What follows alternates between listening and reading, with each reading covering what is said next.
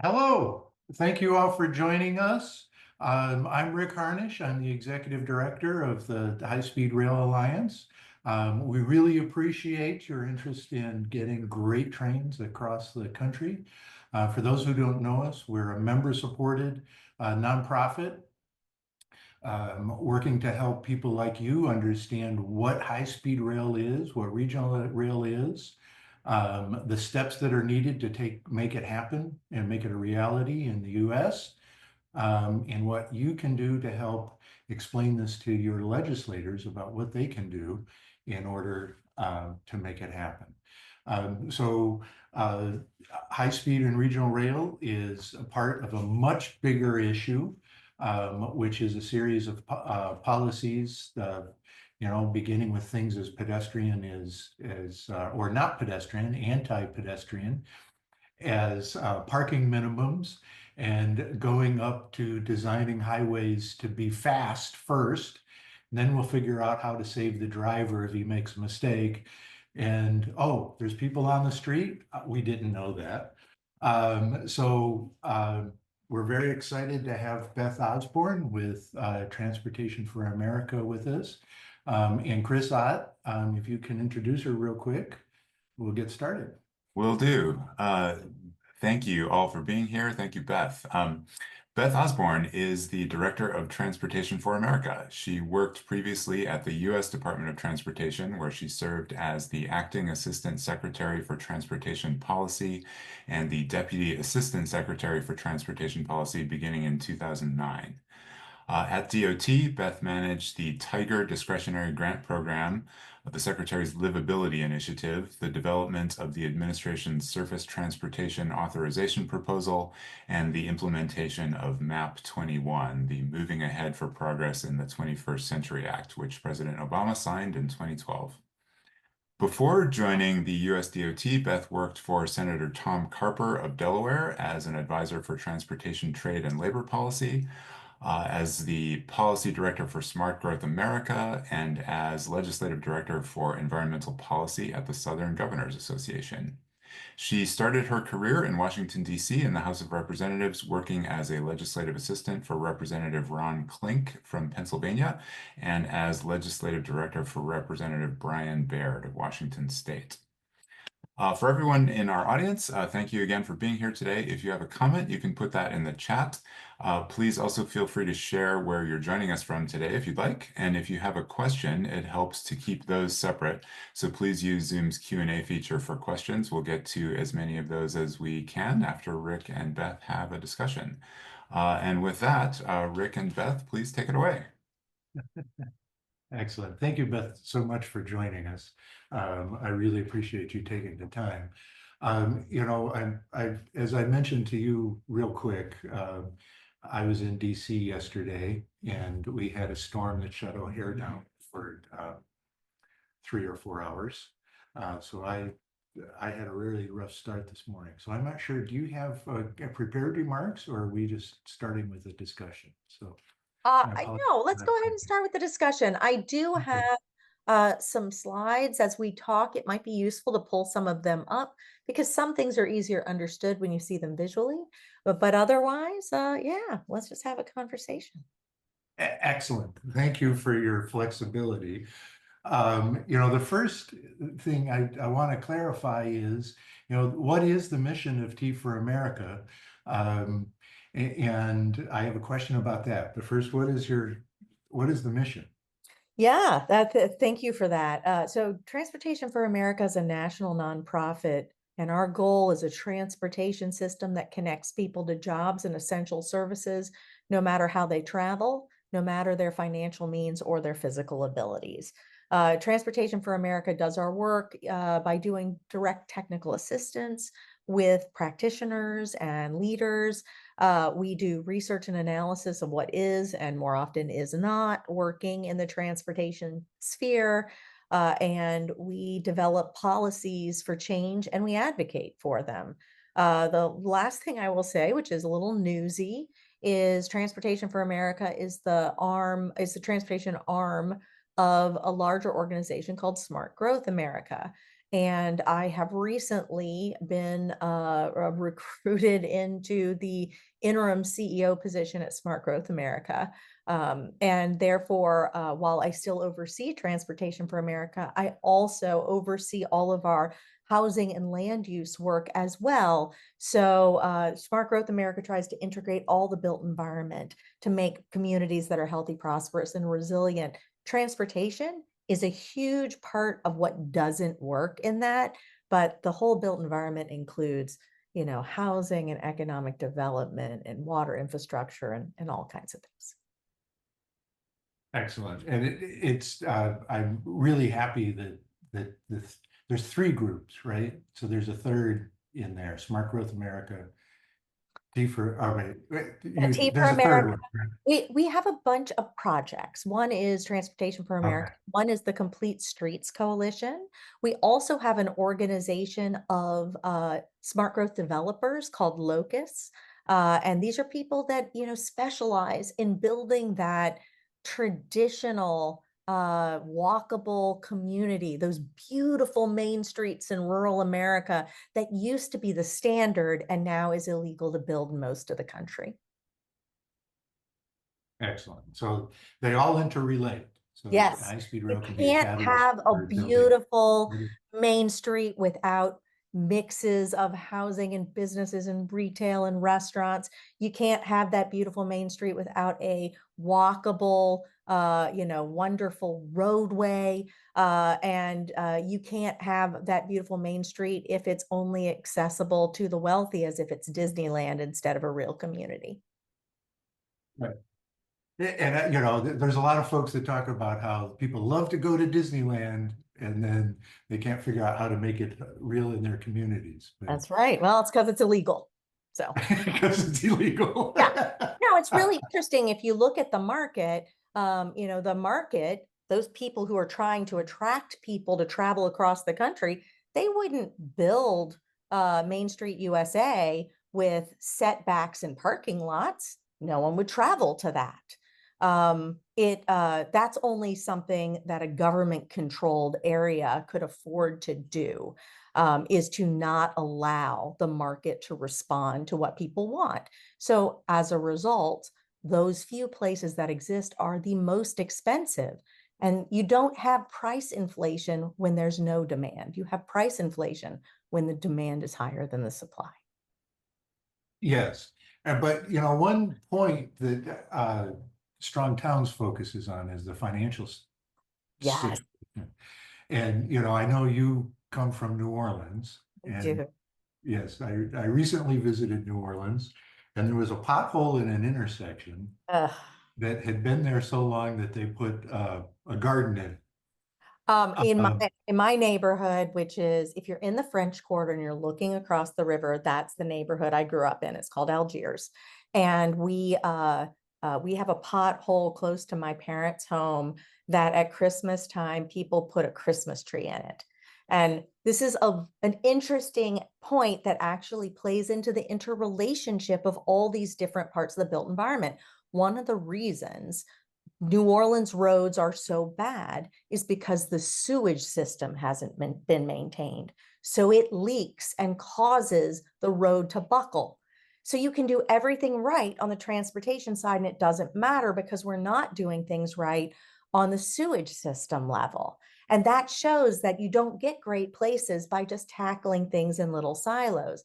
The other thing is the state of Louisiana, like so many states, have taken a position of their job is highways. And highways are wide, high-speed roads, and everything else is beneath them. And we see this across the country. And so you see cities who only exist because states allow them to exist, with only the taxing authority that the states permit them to have, struggling to pay for the local system without which the highways wouldn't work. So there's multiple directions here, but I guess what you triggered most recently in the end is, we have this myth in this country that our system and the way we came to be is based on the free market, because of course we are all about capitalism. And certainly We've been getting farther and farther away from that. We never were there in terms of transportation. But how do you simply explain to folks who have that myth firmly ingrained in their head that it simply isn't true? Yeah, it is a really, really good point and a good question. And a lot of it comes down to, reminding people of the macroeconomics 101 that we all know, that we've all learned about, which is when there's fewer of something that people demand, the price goes through the roof. Well, in what neighborhoods is the price most through the roof? It is in those walkable transit served areas. It's the places where you can easily walk to the grocery and to restaurants and to retail and to, a town square. It's actually the most traditional type of neighborhood you could think of. A town square with a gazebo and all kinds of businesses around it and houses all around there. That's that traditional environment. That's the only thing we built until the invention of the car. That's the thing that's in heavy demand, and every place you find it, the price of it is through the roof. Again, you don't have price escalation on things people don't want. It's more affordable to be far away from the things you want, where your transportation costs go through the roof, where people who have unreliable cars or no cars or too young to drive or maybe have a disability are most isolated. There's a reason that's most affordable. It's because it comes with things that make your life less easy. And so if we let the market run, we would see a lot of parking go away. It's mandated. It's not based on any actual scientific principle. We would see a lot more things building up in people's communities. Now, what I find in people that claim it's what people want, they mean they don't want someone to be able to use their property next door in a way they wish. They want to exercise, you know, uh, control over everything around them so that nothing changes, because change is scary. And I understand that. The thing is, everything is going to change, whether you stop the development next door to you right now or not. The only question is whether we as a society are going to be a part of it, or if it's just going to happen to us. And that, unfortunately, so far we've chosen the latter. The last thing I'd say is a lot of the system we have today was built up in the 20s, 30s, and 40s in reaction to the market. A lot of our land use principles, the ones that keep houses far away from businesses and jobs and services and things like that, built up in the 1920s in reaction to early industrialization that was highly polluting and overcrowded cities that didn't have good water and sewage. And a gentleman by the name of Herbert Hoover, who most people have probably heard about, he was president. Before he was president, he was the Secretary of Commerce. He was known as someone very progressive at the time in terms of public health. And he was seeing public health be hurt by the fact that polluting enterprises were right by cities and where people lived.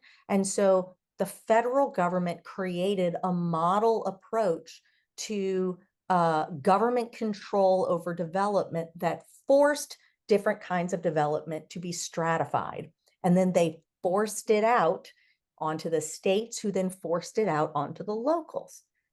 It didn't happen. None of this is market-based. This is all government control. So my pithy response to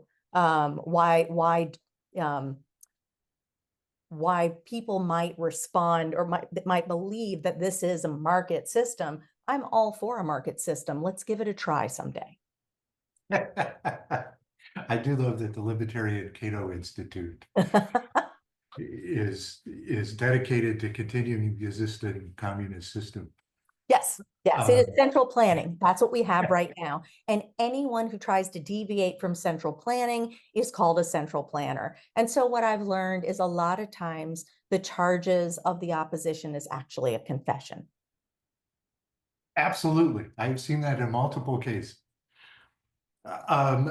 So on that vein, we celebrated as rail advocates. We were celebrated that to us, we got a big chunk of money to invest in intercity passenger rail. And there was also what to us seemed like a big chunk of money for transit. Uh, um, and there were other little programs in there, but it was mostly highways. So how was that paid for? It was a lot of money all at once. Yes, it was. Well, I can give a quick overview of the bipartisan infrastructure bill known as the Infrastructure Investment and Jobs Act, or the IIJA, because we're too lazy to say words in DC. Yes. Here, let me just pull up a nice little pie chart that I have here so that we can establish, some shared understanding. All right, here we go. So if you see here, this is the big pie is the overall IIJA, and it included a ton of different pieces of the built environment. So it includes water and hazardous materials and broadband and all kinds of things. The majority of it goes to transportation, surface transportation. There's also aviation important there. And the second pie shows you how that breaks down. So you can see 2/3 of it is highways. Transit, which has been the case since 1982, which is the last time, transit advocates and city advocates really got a big concession in the transportation bill. They're pegged to 20% of the program, of the highway program. That's the bipartisan agreement, and never shall it change. What was a huge change was the money for rail. And that you can see it's almost as big as the transit program. That was a huge shift in our approach to transportation. Now, I would argue that putting all of that money in rail without creating all of the systems that are needed for it to move has created some problems. And so that funding is spent very, very slowly. And it's because, whereas highways go to state departments of transportation, which are still kind of state departments of highways, and transit funding mostly goes to transit agencies, we don't have the obvious agency for rail funding to go to. And we haven't decided to tell state DOTs that they're departments of transportation and therefore they will be departments of rail to the same degree as highways. And of course, intercity rail goes over state lines. So there's a need to set up more interstate approaches there. But we did get a big chunk of money. And then the other thing I will just show you, this is the highway program itself. The National Highway Performance Program and the Surface Transportation Block Grant Program are the biggest ones. All the things that get the press, like the safety program and the carbon reduction program, you can root around to find them, but you will quickly notice that they're quite small. And the rest of the program does not need to be used to accomplish those goals. There's the flexibility to it, but it does not need to be. And it's often used to undo the good work of these little programs. And then the competitive programs that people get really excited about are represented in the little pie off to the upper right. And I made it that size because that's its size compared to the highway program. So we have gotten very excited about pieces of the program like Reconnecting Communities, which is this dark purple slice in this little bitty pie. But all of this blue and red can be used to divide communities. So it's just important to keep in mind what we have and we have not accomplished in this bill. And then of that pie, the big transportation pie, where did that money come from? Oh, no, that is a very good question. The simple answer is deficit spending. There's all kinds of other fancy terms, advanced appropriations, and a recovery of interest owed to the highway trust fund, and blah blah blah. It's debt spending. It's absolutely a debt that we used. Now, there's an argument for it that if you do a big bill like this, just like happened during the Great Depression, during the Great Recession with the Recovery Act, you can stimulate the economy while building something that has lasting benefit to the community. But we shouldn't pretend that was paid for. And in no way was this paid for. Okay. I continue to be frustrated, though, that the first time we did one of these big programs, we ended up with shelters and parks and beautiful stuff that we still enjoy today. And I'm not sure, and we put a lot of people to work really quickly. But I'm not sure that mechanized infrastructure development at scale has that same kind of lasting effect and jobs So boost. I think one of the fallacies of the Recovery Act in 2009, which I worked on in Capitol Hill and when I was at DOT, is that there are big projects ready to go. We look back at the Great Depression and we see things built like the Hoover Dam, and actually a little bit of federal rescue spending was used to spruce up my college campus at LSU, thanks to Huey Long. And we look back and we look at all that was built. And in retrospect, it's gobsmacking how much was built. But what we forget is a lot of that was built over 10 years. And if you were looking forward, it didn't look fast. It looked really freaking slow. And it took a long time to pull us out of the Great Depression, very much helped by a massive world war. So I think we mythologize the role of this, not to say it's not important, not to say we shouldn't do it, but there's never a plethora of projects that can be built like that. And I'll also say that you can put a lot of people to work building things that cause generational damage. So we need to do some splitting of the issues here. And a lot of what has been built using federal dollars will have to be cleaned up by future generations, just like we're looking back at the building of the 50s, 60s, 70s, and 80s now. We're still repeating those while trying to fix that past damage. We're just using a tiny bit of money to fix the past damage while spending a lot of money to create today's damage. That as a side issue, but I travel, or not anymore, but I used to travel to small towns around the Midwest by car a lot. And if there was a US highway, they turned two of their streets into one-way highways. And you've got interesting flyovers and things at the other end at each side of the city in order to get those people focused. I've always wondered if we can switch some of the infrastructure debate away from building big highways to fixing that problem and getting back to turning those back into streets. And I don't know if anybody. Absolutely, we could. Yeah. I mean, I think that's a lot of what Reconnecting Communities and the Neighborhood Access and Equity Program was meant to do.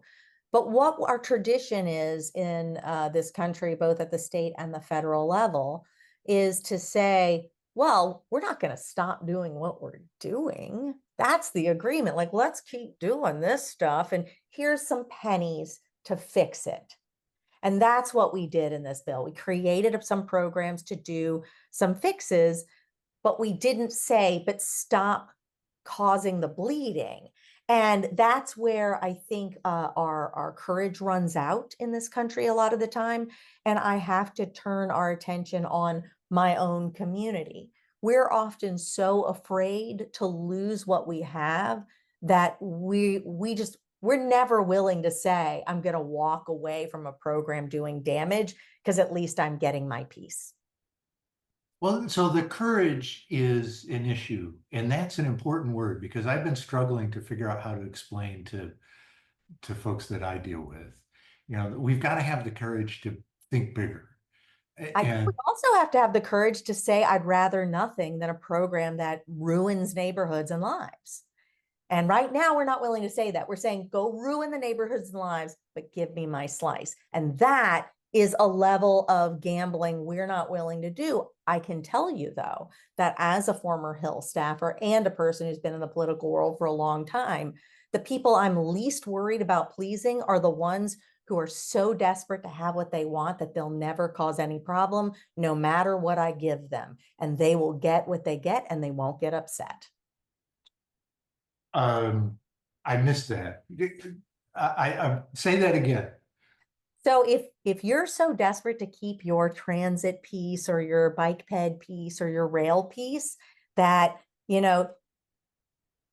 don't like how this program overall is being implemented and spent, but you're more afraid to lose your slice of the pie than to challenge the overall approach, then I got you.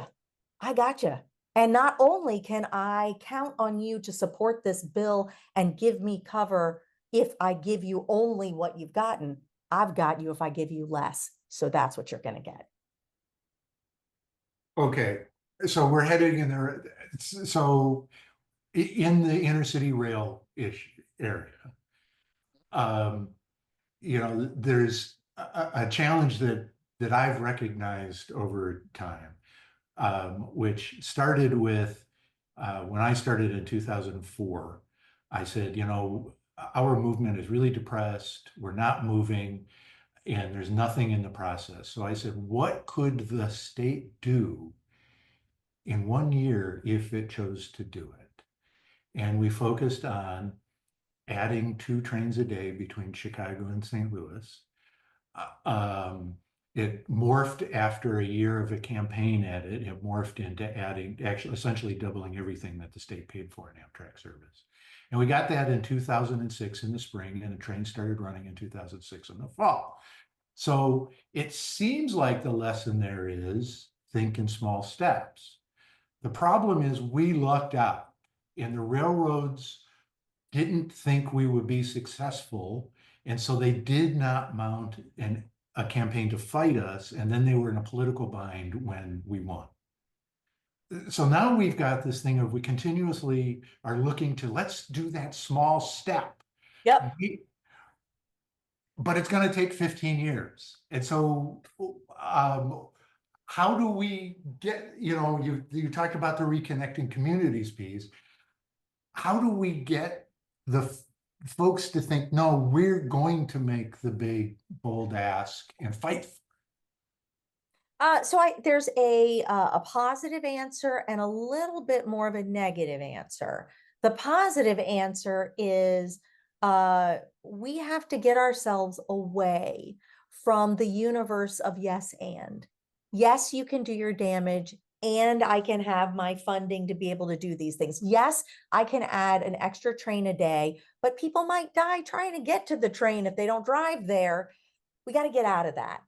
It can't be, I'll give you what you need so long as you give me what I have. We need to have the debate about what we're trying to accomplish. What are our goals? And we need to hold every public agency responsible for accomplishing those goals.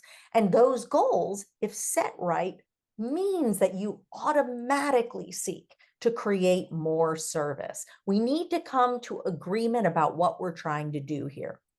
The reason it is hard to convince people to do the rail right is because the purpose of the federal and state transportation programs is to make sure no one in a car slows down at any time of day, no matter how many people are on the road. That is the point. Everything else is tertiary. There's no secondary. It's just tertiary. You're 2 levels down easy. And so if you start there, now you've got to twist yourself into knots to prove that your extra train a day makes sure no car anywhere slows down ever, no matter what, no matter how many vehicles there are on the road. That is automatically hamstringing you, making it very hard to justify that project. Now, if we moved into a world where our main goal of the transportation system was to make sure that people could get to the things they needed to get to, it changes that. Now, I know that sounds weird to folks, but as it turns out, we don't measure whether or not people get places. That is not a part of our program at all. We don't care. I know we don't care because we don't measure it. You don't care about things you don't measure. What we measure is whether or not the cars are moving quickly. And if they're moving quickly, we assume at some point you get where you need to go, probably a little faster than you would if the cars were moving slowly. In reality, that might have made sense in the 50s when we were adding an interstate system on top of what people had. But what we find now is my favorite example is think of that surface transportation road where there's a no left turn sign all the way down the road. That no left turn is because when people take a left turn, it causes a queue. It slows down traffic. Nothing's worse than slowing down traffic. So we keep the traffic going on the road. Success. Problem is, you're not looking to just go down the road. You're looking to go to your destination. And now, because of that no left-hand turn, you have to take 3 right-hand turns. We in this country just caused you a time penalty. We made your trip longer. We cost you more time, but we get to count it as a time savings because the cars are moving faster, so we just assume you save time. So in this country, if you travel in circles at speed, that is an A+ system. If, however, you go for a very short period of time in stop and go traffic, that is such a catastrophe that you arrived at your destination in 5 minutes in traffic, we have the justification to knock down all the buildings that you're trying to get to make sure the cars move fast. So if you undo that and you use the technology we all have in our smartphones and we've had for decades now, it ain't new technology anymore. It's old technology. GIS is old. If we use that, we could actually measure how easily and quickly people can arrive at their destinations by all modes of travel. We could look at whether or not people who can't drive because they're students or they don't have access to a car can arrive at that destination, as well as people wealthy enough to have a car to themselves. And we could apply that to getting to intercity rail stations. We could apply it to where the intercity rail can get you to, especially for more rural areas where, say, the hospital isn't in your town. It's a town down the rail or something like that. And that captures the notion of reducing traffic, but it also captures whether or not we've created a real transportation that is focused on your objective, which is getting where you're going. Okay, so that goes back to the original question that I didn't ask.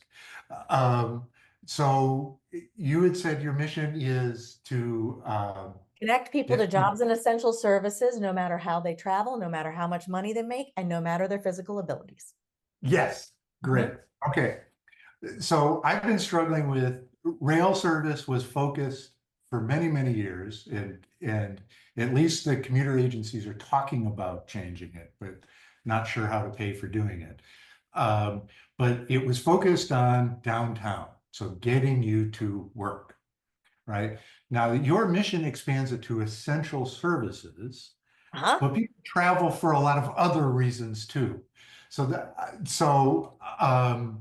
How do we keep the conversation going on expanding what railways are for, so it's something that's all throughout the day? So that's a great question. So I'm going to focus on more of that local and regional before I get into a broader regional conversation. We focused forever on the job trip. And the reason we focus on the job trip is white collar travelers hit congestion on the way to work during rush hours. And it's really important. It's white collar drivers were inconvenienced. And we have developed the entirety of our performance management and spending around making the trip for the 2 hours now of rush hour on both sides easier on that group of people. And that's it. Now, what's interesting is the work trip is about 20% a trip, or it was before COVID. It's probably fewer now. We never bothered with the other 80% of trips. We didn't develop transit or commuter rail to focus on the other kinds of trips because the point of the system is to keep the cars moving during white collar commute. And you can only justify rail or transit if it is making that commute easier. Well, that doesn't help you get to the grocery. That doesn't help you get to your kid's school or to daycare or to medical care.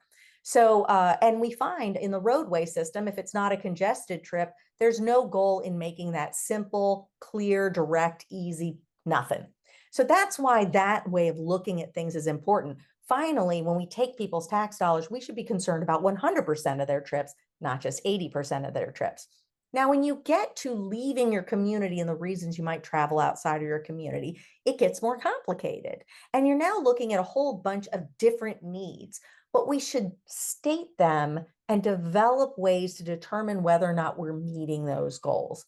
So you've got the regional traveler for business.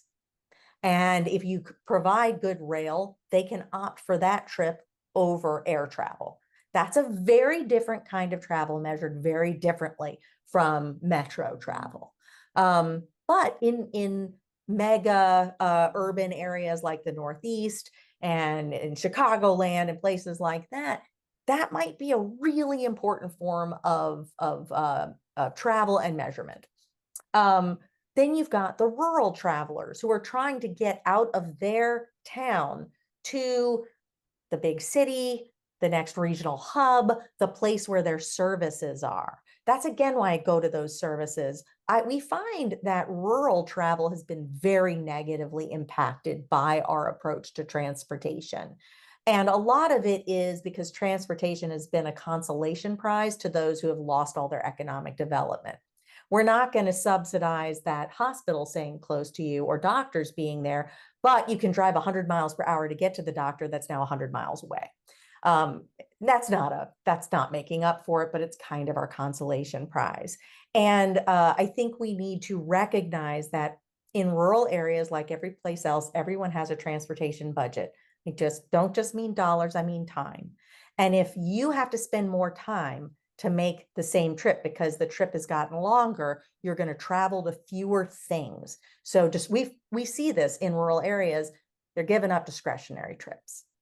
And what we can talk about with regional rail is it can bring back people's time. You can work on that train, you can go to that hub. Hopefully it's developed in a way where you get off that train, you can run all of your errands. It's all there. You can go to the doctor, you can go to the retail, you can do all the things, and you can save some time in your travel by going to those hubs and having all the things you need available, even if it's not in your rural town, rather than sitting in the car to get far away and having to expend both time and money.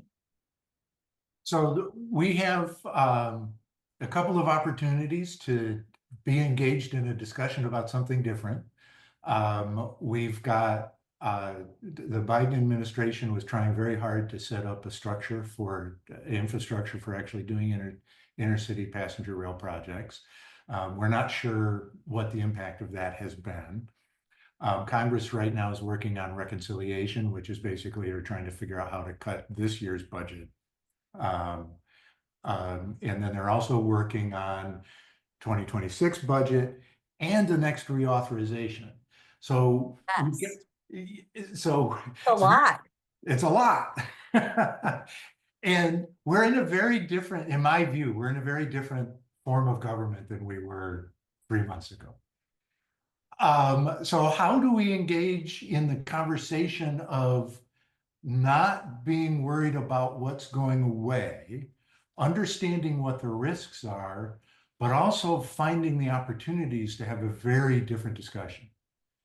Yes, I actually think that the risks can be freeing because we've already lost, so we might as well fight. That's my position. And I'm going to show you a few slides that talk about this and really impact the rail program specifically. So, folks remember in the early days of the Trump administration, there were a bunch of executive orders.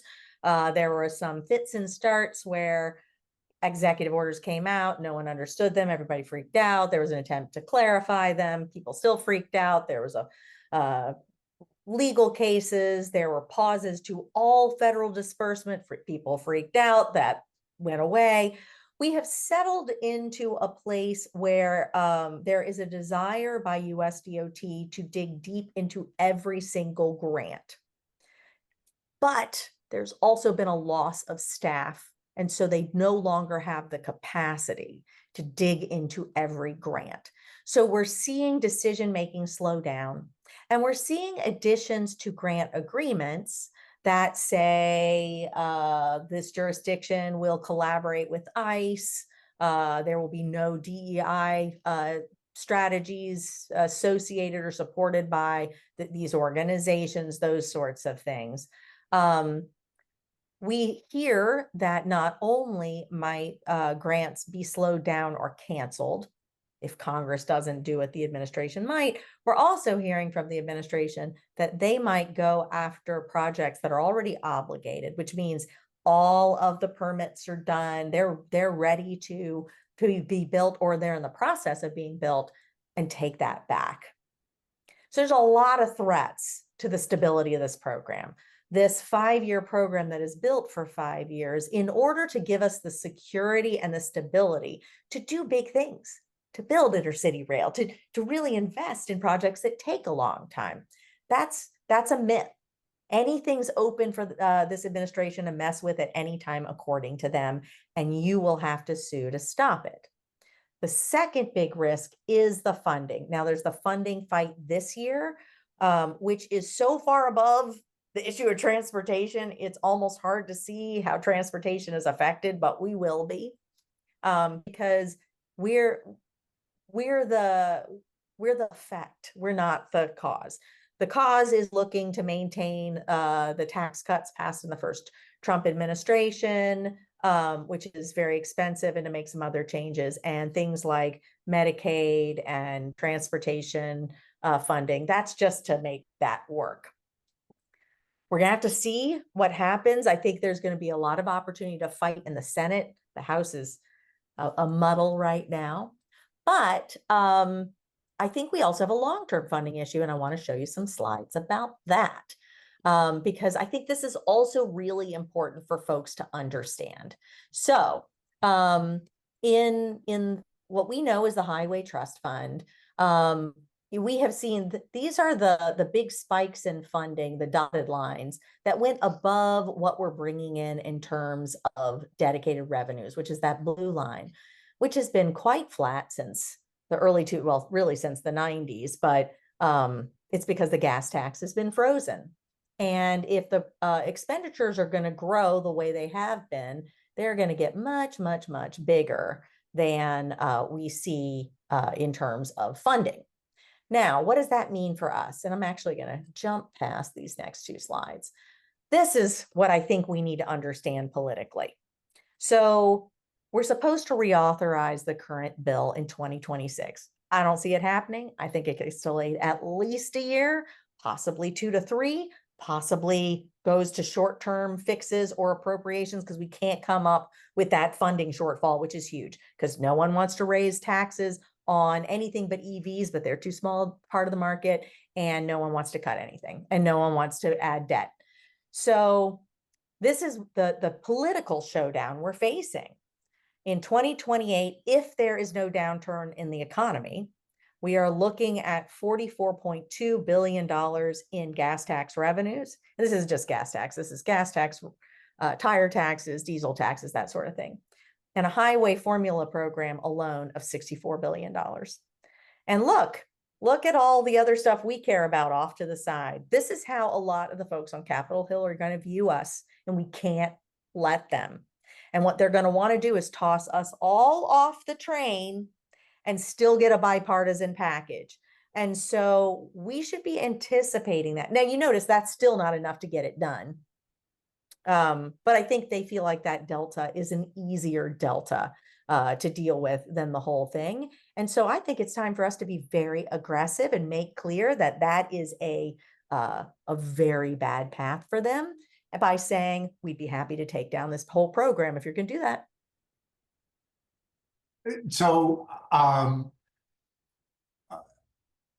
trying to, I'm sorry. Okay, so I'm remembering a battle that might be instructive to our members in this discussion. So we have an almost interstate style highway on our lakefront. And we have a master plan for the city that says the lakefront is supposed to be parkland. I was engaged with a group of advocates that was saying, what do we do about the rebuilding of this? Because IDOT wants to even make it a bigger superhighway. Do we try to kill it? Or do we just focus on bus lanes? And I was kind of on the side, but saying at some point I said, I think you guys should try to kill it. So I think that's a difficult thought for our members to take Yep. on. How does that work if we're a group working on passenger rail and you've got a group over here working on, blah, blah. How do we do that? How do we Important do that? question.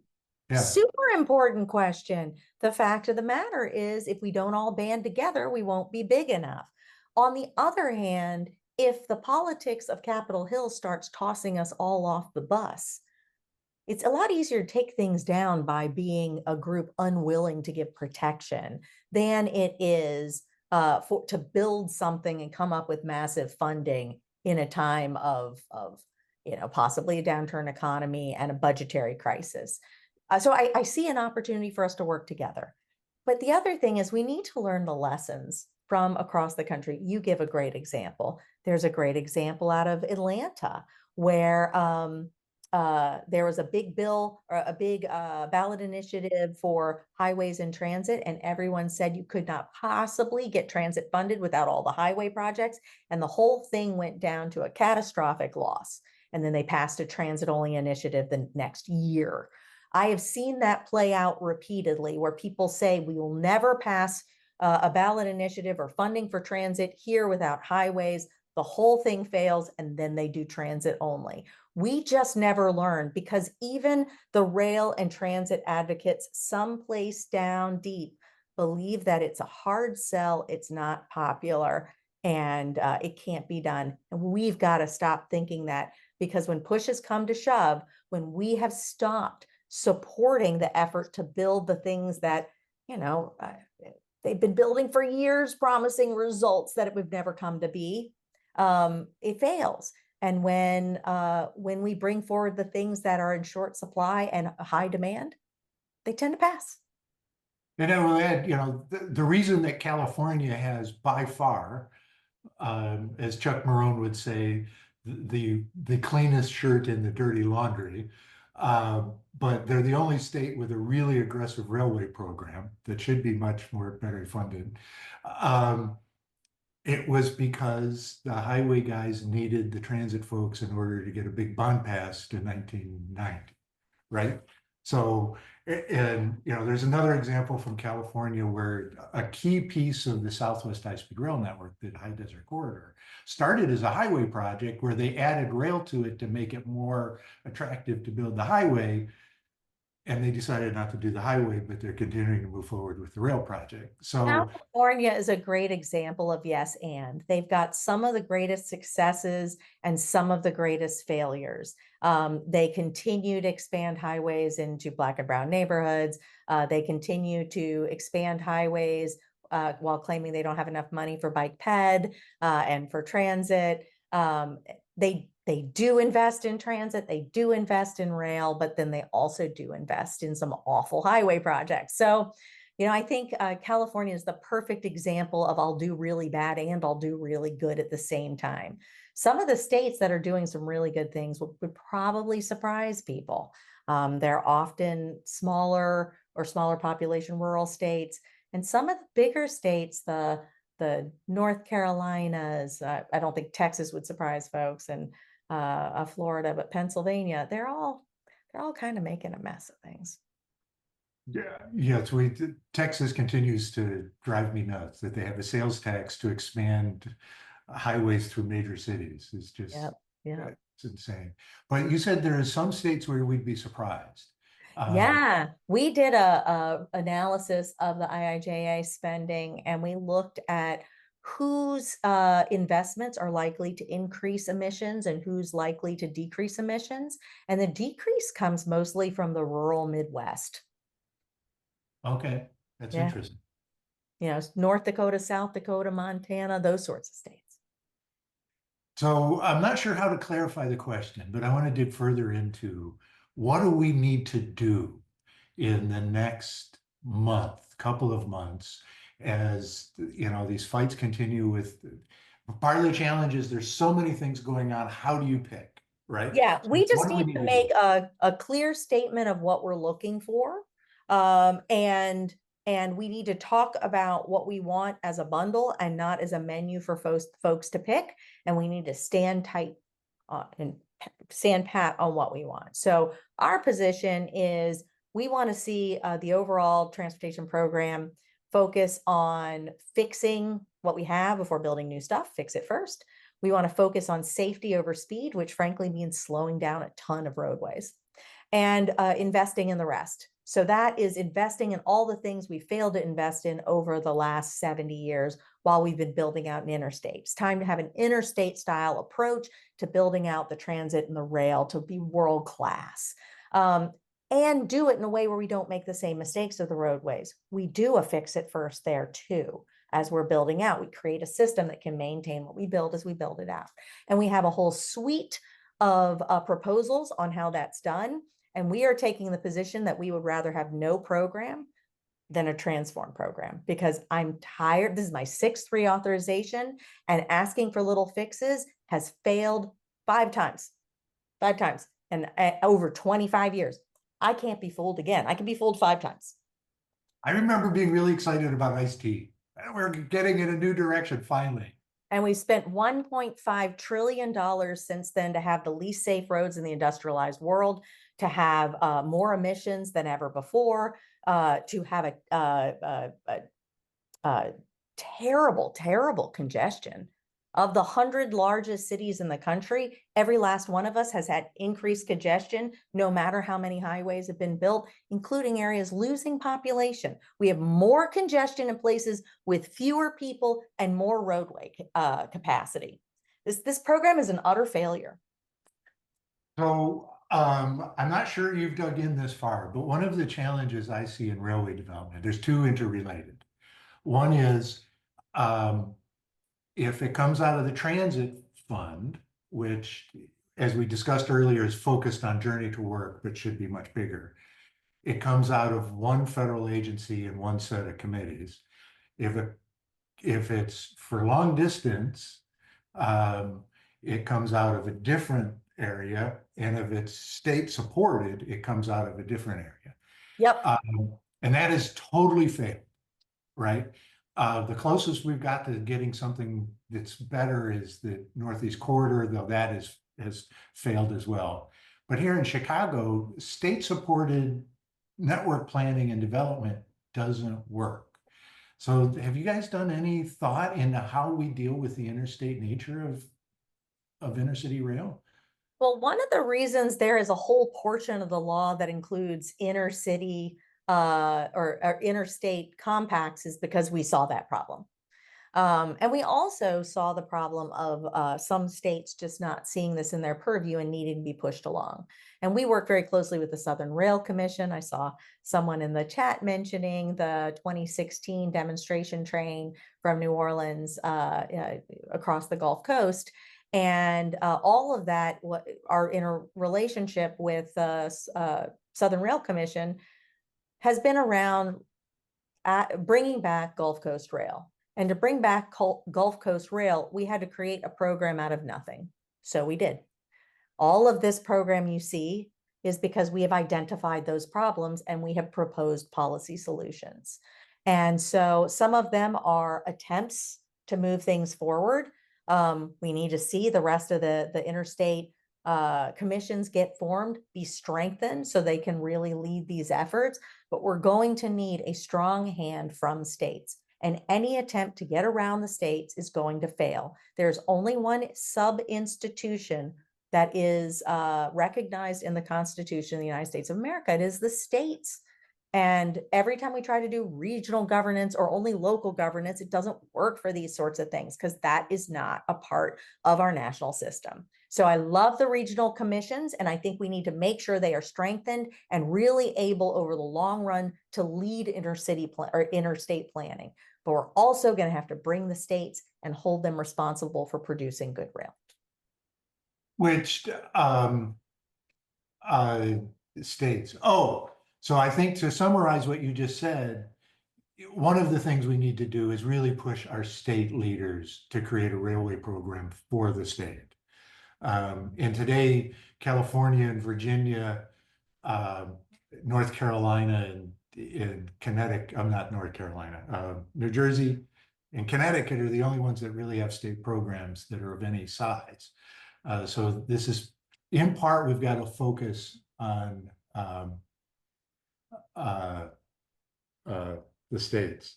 But Chris, are there any questions? I know this has been so enjoyable and I've been learning. So we went way over the time that I would normally have for the speaker and go to questions. Chris, do we have one or two that can add to the conversation? Yes, it's been a great discussion. But here are a couple. Beth, you touched on the slow pace of putting out the infrastructure law money and some reasons for that. And this question expands on it. Will the inability of the previous administration to get grants and programs out the door harm the continuation of these programs when it comes to reauthorization, especially the rail programs? Yes, absolutely. It's a great excuse not to fund it because it didn't get spent. Okay. Quick and to the point. It's a bummer, but true. Yeah. This next question might have come out of the discussion about reauthorization and the 5 times and everything. Larry asks, what if small amounts of funds were spent to reestablish passenger rail service on existing trackage? Would that be a win? Yes. I mean, I think anything we do to boost rail can be called a win. The question I always take, which I think is very different from the conversations we've had before, is how much damage are you willing to tolerate to get your little win? So I go back to the overall program and what it's doing. Now, I'm also a person that believes in utilizing the infrastructure we already have and making it great. And frequency and more trains is 100% the point. That is where the attention should be. So I love focusing in that area. Thanks. Anthony asks or says first, the federal government is not involved in planning, design, or delivery of projects. They merely review grants brought, often by tiny local agencies which do not have project delivery capacity and which are subject to costly political compromises in design. Does smart growth or Transportation for America support a greater federal role in capital project planning, delivery, and cost reform to go along with taking on a greater federal share of project funding? Great question. Yes and no. So not really right now. I think there are a lot of regulations in place that make everything harder that come from the feds. You know, little things like requiring there to be when you design, for example, a roadway, but we find this other problems in transit and rail. On a roadway, you have to show that you can, if you build a roadway, it's going to handle all potential travel for its entire useful life, which could be 20 or 30 years. Who the hell knows what that area is going to look like in 20 or 30 years? You know, so what the engineer does is come up with the highest possible crazy number and they overbuild. That's a terrible way to approach things, and that's forced by the feds. On transit and sometimes rail, there's this belief that the only thing that we should be measuring is how fast things go from end to end, as if that's how transit and rail users interact with the system. We rarely go end to end. It's all about being part of the trip, and they don't measure it that way. That's problematic. So I get nervous about a federal role because I think often they're pushing us in the wrong direction. However, we do not have a history of delivering transit and rail projects. And if you are only doing these projects as one-offs every generation, you never build that muscle, which means you make beginner mistakes over and over and over again, driving up the cost. So I would love to see a federal team who could be deployed to help people implement best practices when they're building their project and implement a lot of the things we've learned from other countries that have a much more robust program. You know, you see in Madrid, they don't do $1.5 billion contracts. They do $200 and $300 million projects, breaking up the big program into little manageable projects, which they can do because they can count on that money being there, like we do on the highway side. Here we can't. So we're always trying to bring everything possible into that one try. But I think we could move into a more stable funding practice on that side as well, and have experts who come out to that operating agency and teach them how to be a capital agency to deliver that project. Okay, well, that seems like a good place to end the discussion, and also with an eye on the clock, we've reached the top of the next hour. So thank you, Beth, for being here. Congratulations on your new role with Smart Growth America. And you might have seen this in the chat, but Paul Nelson had thanks for both you and Rick for your sustained work over time. Rick, any final thoughts? Well, I really enjoyed this conversation. I hope our listeners did. I really appreciate all the work that Tea for America has done on that Gulf Coast. And as you said, it drove into different programs that are needed. So it's been exciting. And I'm looking forward to us working together to create a much different program as we move forward. And I'm gonna need all of you to do it. Please do come to our website. We have a performance dashboard now. You can see how your state's performing, and we have all of our proposals there for reauthorization and reauthorization 101. You want to understand how that process works? We lay it all out for you. And then you've got a webinar series coming up specifically on reauthorization.